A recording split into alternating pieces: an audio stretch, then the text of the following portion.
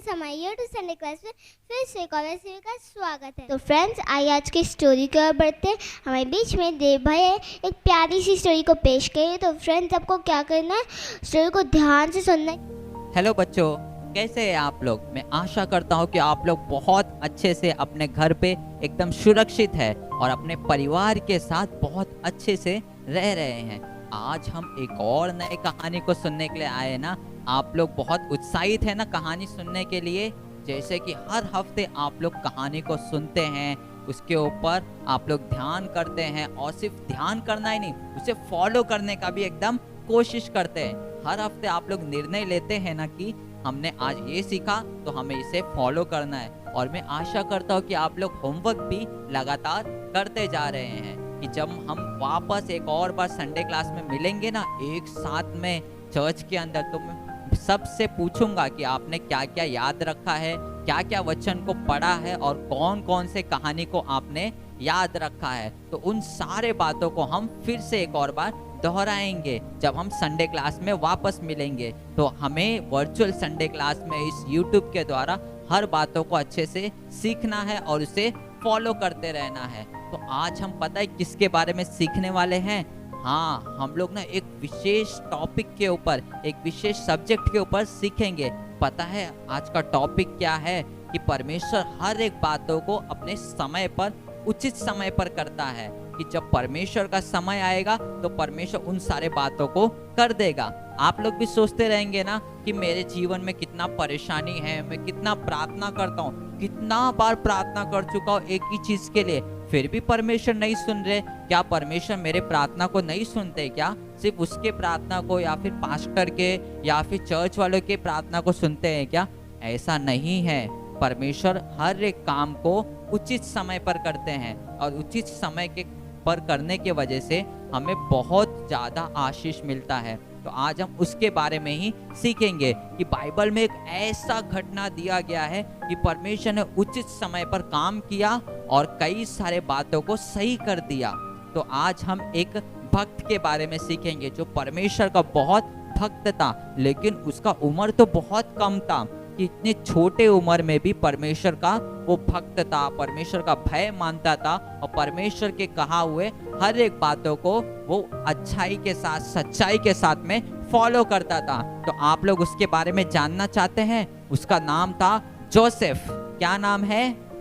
हाँ, very good, उसका नाम है जोसेफ। तो जोसेफ ना कई जगह पे अच्छे अच्छे कामों को करता था। तो जोसेफ को एक बार ना गलत फहमी में उसे जेल में डाल दिया गया, उसे फंसाया गया था। उसने कोई भी गलत काम नहीं किया था, फिर भी उसे जेल में डाल दिया गया। और जेल में डालने पर भी उसने परमेश्वर के ऊपर पूरा भरोसा रखा कि परमेश्वर एक ना एक दिन मुझे जरूर छुड़ाएंगे। वो हमेशा प्रार्थना करता था और परमेश्वर का स्तुति गाते रहता था। तो बुरे परिस्थिति में भी वो परमेश्वर के बारे में कुछ बुरा नहीं कहता था। वो जेल में था लेकिन फिर भी परमेश्वर का बड़ाई करते रहता था। तो एक समय पे क्या हुआ, उस राज्य के दो लोग जो उसके साथ में जेल में थे, वो दोनों ने एक सपना को देखा। वो दोनों ने जब सपने को देखा तो सपने का अर्थ नहीं समझ पाए। उस सपने में क्या था कुछ समझ में ही नहीं आया। तो वो दोनों जो जोसेफ के साथ थे, वो अपने सपने को जोसेफ को बताते हैं कि जोसेफ, हमने ये सपना देखा, इसका मतलब क्या रहेगा। जोसेफ ना बहुत बुद्धिमान था, उसने एकदम फटक से सपना सुनते ही उसे बता दिया कि इसका मतलब ये है और ये आपके जीवन में अभी थोड़े ही समय में पूरा हो जाएगा और तुम लोग थोड़े समय में यहाँ से बाहर भी निकल जाओगे। लेकिन जोसेफ उनके बात में एक और बात को जोड़ता है कि अगर तुम लोग बाहर चले जाओगे तो मुझे क्या करना, याद रखना, राजा को मेरे बारे में बताना कि मैं अच्छा आदमी हूँ, मैंने कोई बुराई नहीं किया। मुझे राजा से बोलना कि मुझे भी यहाँ से छुड़ाने के लिए। तो जोसेफ ने जैसा कहा था कि इससे बाहर निकलना है, वैसे वो थोड़े दिनों में वो लोग बाहर निकल जाते हैं। लेकिन उसमें क्या होता है ना, वो लोग जोसेफ को भूल जाते हैं कि जोसेफ ने उनके लिए जो कहा था, अच्छाई किया था, सपने के बारे में बताया था, वो सब वो लोग भूल जाते हैं। और जोसेफ वैसे ही अंदर पड़ा रहता है जेल में, परमेश्वर का प्रार्थना करता है, परमेश्वर का स्तुति करते रहता है, और लेकिन फिर भी उसके अंदर एक विश्वास रहता है कि परमेश्वर उचित समय पर मुझे आशीष देंगे और मुझे बढ़ाएंगे। तो ऐसे ही ना राजा एक दिन बहुत एकदम बड़े सपने को देखते हैं कि वो सपने का अर्थ ना पूरे राज्य में, पूरे देश में कोई बता ही नहीं पाता। तो उस आदमी को याद आता है जिसने जोसेफ से कहा था कि मेरे सपने का अर्थ बताओ, जो उसके साथ में जेल में था। उसे याद आता है कि जोसेफ तो सपने का अर्थ बता सकता है, क्यों ना हम राजा को जाकर बताए कि एक आदमी है जो जेल में है, वो सपने का अर्थ बहुत अच्छे से बता सकता है। राजा को जैसे ही पता चलता है वो जोसेफ को बोलते हैं उसे अच्छे से तैयार करो और उसके पास हर एक अच्छे अच्छे कपड़ों को पहनाकर उसे मेरे सामने लेकर आओ, मैं उससे अपने सपने बताऊंगा और उसका अर्थ उससे सुनूंगा।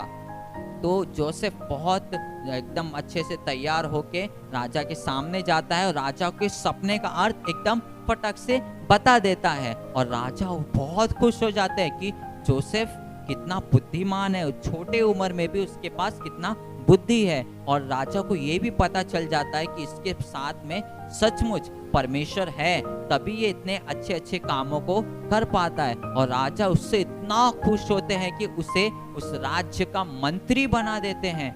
हाँ बच्चों, आपने सही समझा, उसे राज्य का मंत्री बना देते हैं। और वो पूरे राज्य पर राजा को छोड़ के जो दूसरे नंबर पे रहता है वो जोसेफ रहता है। परमेश्वर उसे इतना बढ़ा देते हैं। जरूर परमेश्वर उसके साथ में कई सारे चीज को करना चाहते थे, लेकिन अगर उसने जिद किया रहता कि परमेश्वर नहीं मुझे अभी छुड़ाओ, परमेश्वर जरूर छुड़ा देते थे। लेकिन वो मंत्री बन पाता था क्या? बिल्कुल नहीं। तो परमेश्वर जो भी हमारे जीवन में काम करते हैं वो उचित समय पर करते हैं। सही समय पर आने पर परमेश्वर आप ही आपको सब कुछ दे देंगे। आप लोग सोचते रहेंगे ना कि प्रार्थना का उत्तर क्यों नहीं मिल रहा है, क्योंकि उसका उचित समय अभी तक आया नहीं है। जब परमेश्वर का उचित समय आएगा तो परमेश्वर सब कुछ आपके जीवन में कर देंगे, और सिर्फ करेंगे नहीं, दुगना भलाई के साथ में, दुगने आशीष के साथ में आपके जीवन में आपको बढ़ाएंगे। तो परमेश्वर के समय का इंतजार करते रहना है एकदम धीरज के साथ में, क्योंकि हम जो सोचते हैं परमेश्वर उससे भी बड़ा हमारे लिए सोचता है। हम जो प्लान रखे हैं उससे भी बड़ा प्लान परमेश्वर हमारे लिए रखा है। बस हमें क्या करना है? परमेश्वर के समय का इंतजार एकदम अच्छे से करते रहना है और परमेश्वर से प्रार्थना लगातार करते रहना है। इस महामारी के समय में भी आप लोग को प्रार्थना करते रहना है। परमेश्वर अपने समय पर अपने लोगों को जरूर छुड़ाता है और उनका भलाई करता है और उन्हें आशीष देता है। तो आज आपने क्या सीखा? कि हमें किसी बात में जल्दबाजी नहीं करना चाहिए, क्योंकि परमेश्वर हमेशा अपने समय पर काम करता है और दुगना भलाई के साथ, दुगने आशीष के साथ आपको ऊंचा उठाता है। आज जिसके सामने आप लोग बहुत शर्मिंदा होते रहेंगे ना, आने वाले समय में परमेश्वर उनके सामने ही आपको दुगना भलाई के साथ उठाएगा। तो परमेश्वर आपके साथ में सही समय पर काम करेगा। तो आपको परमेश्वर के सही समय का इंतजार करते रहना है और परमेश्वर से प्रार्थना करना है और परमेश्वर के वचनों पर ध्यान करते रहना है। तो परमेश्वर आपके जीवन में भी सही समय आने पर आपको बढ़ाएगा। तब तक आप लोग को इंतजार करना है और प्रार्थना करते रहना है। तो कैसा लगा आज का कहानी? जैसा जोसेफ था, परमेश्वर का इंतजार करता था और परमेश्वर ने उसे इतना बढ़ाया कि वो राज्य का मंत्री बन गया। वैसे ही आपको भी परमेश्वर का इंतजार करना है। परमेश्वर आपको भी बहुत ऊंचा उठाएगा सही समय आने पर। तो आप लोग को क्या करना है? परमेश्वर का इंतजार करना है। परमेश्वर आपको सही समय पर जरूर बढ़ाएगा। अगले हफ्ते हम एक और नए कहानी के साथ में मिलेंगे और एक और नए बातों को हम सीखेंगे और परमेश्वर में बढ़ते जाएंगे। तब तक के लिए बाय बच्चों। अच्छा लगा तो इस वीडियो को लाइक करें, शेयर करें और ज़्यादा से ज़्यादा सब्सक्राइब करें। और फ्रेंड्स इतना ही नहीं, बेल आइकन को दबाना ना भूलेगा और कमेंट बॉक्स में कमेंट जरूर कीजिएगा। आज के लिए बस इतना ही। अगले संडे हम मिलेंगे नई स्टोरीज के साथ। तब तक के लिए बाय बाय फ्रेंड्स। शेयर मसीह की।